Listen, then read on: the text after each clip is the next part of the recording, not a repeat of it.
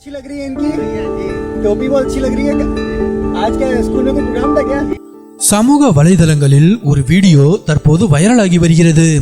கௌரவ் மிஸ்ரா என்பவர் தனது சமூக வலைதள பக்கத்தில் பகிர்ந்துள்ள அந்த வீடியோ பார்ப்பவர் அனைவர் முகத்திலும் ஒரு புன்னகையை வரவழைக்கிறது. அது ஒரு சாதாரண பள்ளி நாள். ஒரு தந்தை தனது மகளை சைக்கிளின் முன் அமர வைத்து மிதித்து சென்று கொண்டிருந்தார்.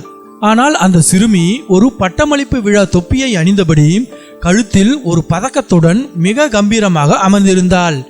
அவர் சைக்கிளை மிதிக்கும் போது அவள் கழுத்தில் இருந்த அந்த மெடல் மெதுவாக ஆடிக்கொண்டே இருந்தது.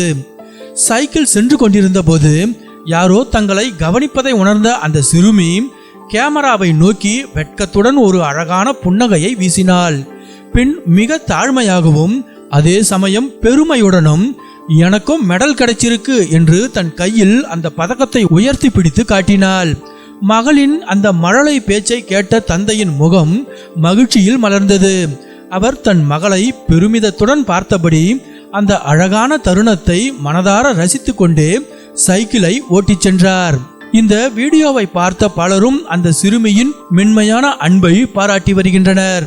அவள் எவ்வளவு அழகாக அந்த மெடலை காட்டுகிறாள் என்று ஒரு பயனர் அவளது மழலைத்தனத்தை பாராட்டினார்.